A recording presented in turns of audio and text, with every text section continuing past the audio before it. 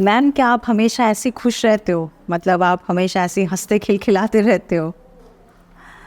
Ma'am आपको कभी मतलब रोना नहीं आता या आपको कभी तकलीफ़ नहीं होती? एक सबसे ज़्यादा पूछा गया क्वेश्चन है, हर कोई पूछता है, तो मुझे लगा चल रही थी आज तो अपनी ये बता दे कि ऐसा नहीं है, मैं हमेशा खुश नहीं रहती। मैं बिल्कुल आप जैसी हूँ, मुझे दुख भी होता है, तकलीफ़ भी होती है, रोना भी आता है, इरिटेशन भी आती है, गुस्सा भी आता है। मतलब I am just like you. But वही कहते हैं ना कि हर किसी का एक कोपिंग मैकेनिज्म होता है, और वो करत करत अभ्यास के जड़मती होत सुजान, रसरी आवत जावते सिल पर परत निशान, सुना होगा ना आपने। तो आज की वीडियो सबसे ज़्यादा पावर पैक्ड होने वाली है और हर किसी के लिए, बॉयज़ हैं, गर्ल्स हैं, मेन है, वेमेन है, एंड वेमेन के लिए स्पेशली, बिकॉज उनको कोप करना आता नहीं है, क्योंकि उनको समझ में नहीं आता कि इमोशंस को कैसे उनके साथ मतलब तालमेल बिठाना है। वीडियो के एंड तक जुड़े रहिएगा, क्योंकि आज मैं आपसे 7 ऐसे तरीके बताने की कोशिश करूँगी, वो तरीके जहाँ मैं कहीं ना कहीं, और रीजंस कि क्यों मैं उसको इम्प्लीमेंट करती हूँ और उससे मुझे क्या फ़र्क पड़ता है। कॉपी पेंसिल लेकर बैठिएगा, क्योंकि उस टाइम तो आप कहेंगे हाँ हाँ हाँ हाँ हाँ हाँ, बाद में कहेंगे पता नहीं क्या बताए थे, भूल गए, एक ही याद रह गया या 2 ही याद रह गए। क्योंकि जब आपकी कॉपी में लिखे हुए होंगे तो आपके लिए आसान होगा उनको अपनी लाइफ में धीरे धीरे उतारना। I'm a mother, teacher, guide and a friend, and these are my life lessons. I'm Dr. Neeti Kaushik and welcome to my channel Nitty Gritty with Dr. Neeti Kaushik. चलिए जी, इस वीडियो को सबसे share करना, बहुत सारे लोगों से, क्योंकि शायद हर किसी को इस वीडियो की ज़रूरत है, और वाकई में ज़रूरत है।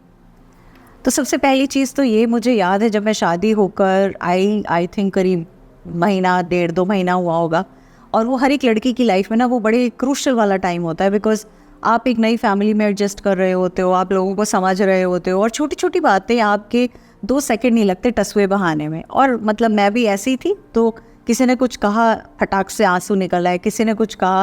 वो कहते हैं ना, जब आप पेयर में होते हो, पेरेंट्स के पास होते हो शादी से पहले, तो आप लाडले होते हो, लाडले इन अ वे, आपको कोई मतलब डांट भी देंगे, माँ बाप कुछ भी कह देंगे, लेकिन आपको फ़र्क नहीं पड़ेगा, क्योंकि आप वो कहते हैं ना रवा हो चुके होते हैं वो सुनते सुनते। लेकिन शादी के बाद कोई थोड़ा सा भी कुछ कह दे ना, तो ऐसे चुभ जाता है बस, जैसे तो पता नहीं क्या हो गया हो। तो सिमिलरली बड़ी जल्दी से आंसू निकल आया करते थे, छोटी सी किसी ने बात कह दी, आंसू निकल आए, किसी ने कटाक्ष कर दिया, आंसू निकल आए, किसी ने शादी के बारे में कुछ कह दिया, आंसू निकल आए। और मैं उनमें से कभी भी नहीं रही हूँ कि जा के अपने पेरेंट्स को कंप्लेंट करूँ या मम्मी को बोलूँ या कुछ। मैं जनरली होता था रो रा के चुप। तो मुझे बहुत अच्छे से अभी तक याद है, ज़िंदगी भर का सबक ये दिया मुझे मेरे हस्बैंड के मामा जी ने। उन्होंने मुझे बुलाया और मुझे कहा, बेटा बात सुन। मैंने कहा हाँ जी। बोले तू रो क्यों रही थी? मैंने कहा ये ऐसे ऐसे कोई बात दुखी कर गई मुझे। तो उन्होंने एक बात कही मुझे, अगर तू हर रोज़ छोटी छोटी बातों को लेकर रोएगी, ये छोटी छोटी बातें मतलब जो तुझे पिन चुभती हैं लेकिन तुझे ऐसा लगता है पता नहीं क्या हो गया हो, अगर तू रोज़ रोएगी तो तेरी नासों की कभी कीमत नहीं होगी, कभी भी नहीं। तो जब रोना आए, अगर तू महीने 2 महीने 6 महीने में एक बार रोएगी ना, तो सारा परिवार खड़ा होगा कि आज नीति के आंसू क्यों निकले। तो इसलिए अपने इन बेशकीमती मोतियों को वेस्ट मत किया कर इन फिजूल की बातों को लेकर। वो बात मैंने आज तक याद रखी हुई है। तो जब बहुत ज़्यादा परेशान होती हो या तो ओवरवेलमिंग सिचुएशन होती है, रोना निकलता है, निकाल देती हूँ, बट आई डोंट मल ओवर इट। मतलब मैं बार बार उसको नहीं याद करती, हर रोज़, हर तीसरे दिन, या उस दिन आपने ऐसा कहा या फलानी ने ये कहा या वैसा कहा। Done and dusted. एक बार रोना आता है, रो लेती हूँ, उसके बाद then I just sit and introspect, what is it that I have learn from this, क्या सीखा है मैंने उससे, और उसके बाद मैं आगे बढ़ती हूँ। तो पहली चीज़ तो ये, रोना आए तो रो लिया करो भैया, मतलब मत छुपाया करो। अब मैं आ जाती हूँ दूसरे पॉइंट पे। सेकंड मोस्ट इम्पॉर्टेंट थिंग है, जब परेशान होती हूँ, स्ट्रेस में होती हूँ, कुछ भी होते हो, मैं अक्सर जहाँ भी होती हूँ मैं वहाँ से खड़ी हो जाती हूँ, क्योंकि मुझे ये पता होता है कि वो इन्वायरमेंट उस टाइम मुझे तंग कर रहा है, और मैं वहाँ रही तो या तो रोना आएगा, या इरिटेशन होगी, गुस्सा आएगा, या मैं चिल्लाऊंगी या झल्लाऊंगी। तो मैं ऐसे में क्या करती हूँ, वहाँ से खड़ी होती हूँ, अपनी एनर्जी चेंज करती हूँ। कैसे? बाहर निकल के जाती हूँ, मेरे घर के बाहर अपना मतलब घर में ही पार्क है एक छोटा सा, उस पार्क में जाती हूँ। ऑफिस वाला जो एरिया है वहाँ पे भी है, या ऐसे ही घूमने पार्क में निकल जाती हूँ। और गहरी सांसें ज़रूर लेती हूँ। और अगर मैं नहीं निकल पाती तो भी जहाँ हूँ मैं डीप ब्रीदिंग करती हूँ, स्टमक से डीप ब्रीदिंग करती हूँ, लंबी गहरी सांस लेती हूँ और लेने के साथ साथ छोड़ती और भी ज़्यादा गहरी वाली सांस हूँ। इसके साथ साथ मैं हाइड्रेटेड रहने की कोशिश ज़्यादा करती हूँ। जब भी आप परेशान होगे, आपका दिमाग जो है वो एक स्कैरसिटी की फीलिंग पे ले आता है। तो वो स्कैरसिटी की फीलिंग जैसे ही आती है ना, वो जैसे एकदम से समझ नहीं आता क्या क्या क्या, तो ऐसे में जब हम पानी पीते हैं तो उसका बहुत फ़र्क होता है। आपने अक्सर देखा होगा जब भी कोई रो रहा होता है, हम सबसे पहले पानी का गिलास ला के उसको देते हैं और कहते हैं लो पानी पी लो, शांति, पानी पियो थोड़ा अच्छा लगेगा। और वाकई में पानी पी के अच्छा लगता है। उसका रीज़न ये है कि वाटर के अंदर मॉलिक्यूलर फार्मूला H2O है, 2 पार्ट्स हाइड्रोजन के और 1 ऑक्सीजन का। तो जब आपकी बॉडी में, आपके सेल्स में जैसे जैसे ऑक्सीजन आएगी, सिप सिप करके पानी पीना है, थोड़ा थोड़ा पानी पीना है, जैसे जैसे ऑक्सीजन आएगी आपका ब्रेन आपको थैंक यू बोलेगा और वो टर्मोइल वाली जो सिचुएशन थी ना, उसके अंदर ठंडा पानी डल जाएगा तो शांति हो जाएगी। पर जब भी पानी पियो कभी ऐसे मत करना एकदम गल्प कर लिया पूरा गिलास और बस कहा हाँ पानी पी लिया, नहीं, सिप सिप करके पियो ताकि सेल्स उसको आराम से एब्जॉर्ब कर पाएँ। अब मैं आती हूँ तीसरा मैकेनिज़्म है, मैं आसमान को देखती हूँ। मतलब मैं डेप्थ में देखना शुरू करते हूँ। डेप्थ का मतलब क्या हुआ? एक्चुअली हमारा 90% ऑफ द टाइम जो काम होता है या पढ़ने का होता है या मोबाइल का होता है या मतलब कुछ भी लिखने पढ़ने का होता है या काम इवन हम एज लेडीज़ किचन में भी कर रही हैं, घर में भी कर रही हैं, तो हमारी जो दूर दृष्टि है, मतलब दूर तक का सोचना, दूर तक की वो सोचने वाली दृष्टि नहीं, देखने वाली की मैं बात कर रही हूँ, तो वो जो है ना दूर तक वाली, वो वहाँ नहीं जाती। हम बस अपने यहीं सिमट के रह जाते हैं आसपास में। तो जब भी ऐसा कुछ हो कि नहीं ठीक लग रहा तो जस्ट जाती हूँ, बालकनी हो तो बालकनी में बैठती हूँ, गार्डन हो तो गार्डन में बैठती हूँ और मैं ना आसमान में बादलों को देखती हूँ। बिलीव मी, इतनी आराम मिलेगा, इतना अच्छा लगेगा, आपकी एनर्जी सेकंड्स में चेंज होगी। मिनटों की भी मैं बात नहीं करूँगी, सेकंड्स की बात करूँगी।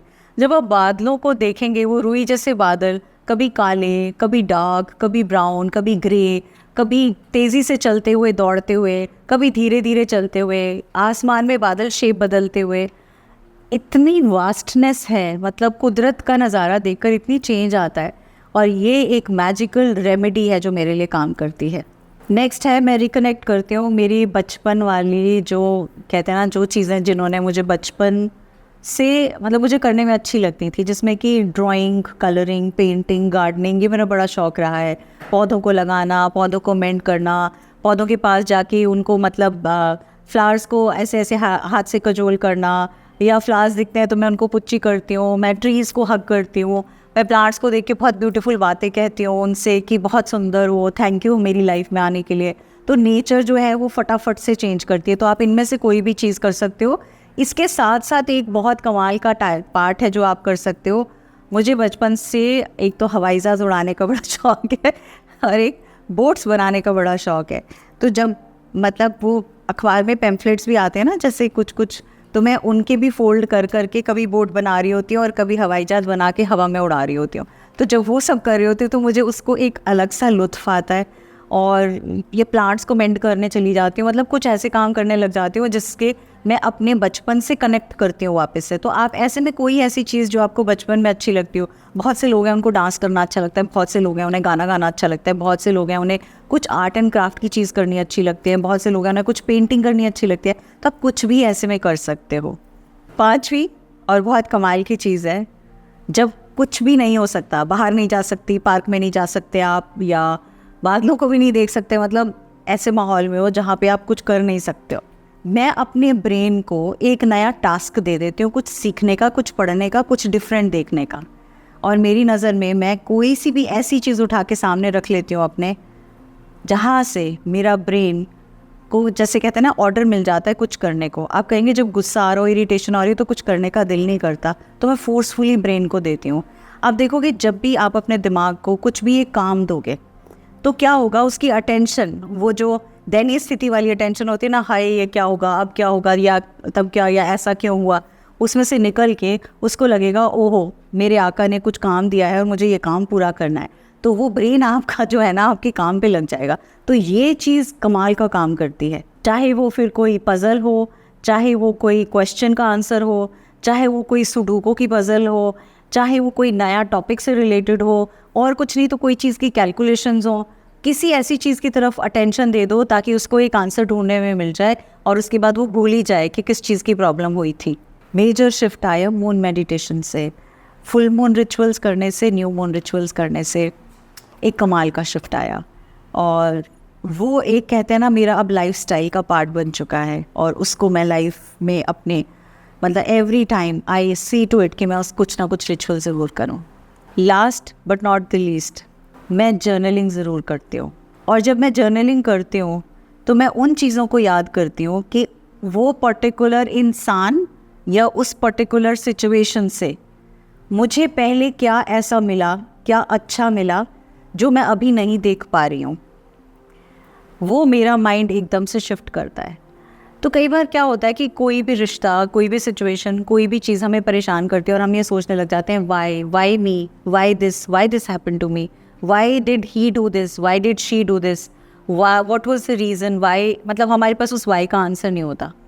तो मैं सिर्फ एक को अपने आप को बार बार प्रिक करके ये बोलना चाहती हूँ कि अच्छा चलो ठीक है, अब वाली सिचुएशन में बहुत सारी चीज़ें गलत आपको दिखाई दे रही हैं नीति, ये सोच के बताओ कि इस इंसान के साथ या इस सिचुएशन के साथ या इस काम के साथ आपका जो रिश्ता जुड़ा वो किसी बुनियाद पे तो जुड़ा होगा ना। तो जो वो जुड़ा तो उस इंसान में या उस सिचुएशन में या उस परिस्थिति में क्या अच्छाइयाँ थी। तो मैं अपने आप को फोर्स करती हूँ एटलीस्ट 2 से 3 अच्छाइयाँ उसके बारे में ज़रूर जर्नल करूँ। With result instant next day mind totally shifted होता है। तो ये थी वो 7 चीज़ें जिन्होंने मुझे हेल्प किया है मेरी लाइफ में बहुत सारी चेंजेस करने के लिए। जहाँ वो कहते हैं ना प्रेशर पॉइंट्स आते हैं तो उनको यूज़ किया और ऐसे चेंज किया। आप मुझे कमेंट बॉक्स में बताइएगा इनमें से आप किन चीज़ों को अपनी लाइफ में इम्प्लीमेंट कर रहे हो, और कर रहे हो तो उससे आपको क्या इम्पैक्ट आता है, या आपका कोई मैकेनिज़्म ऐसा वाला है जो कोपिंग मैकेनिज़्म को यूज़ करके आप अपनी लाइफ में चेंज करते हो। तो ज़रूर बताना। हो सकता है आपका कमेंट पढ़ के किसी और के दिमाग की बत्ती जल जाए, और जब वो बत्ती चलेगी तो उसको फ़ायदा होगा तो आपको दुआएं देगा, बहुत सारी दुआएं देगा।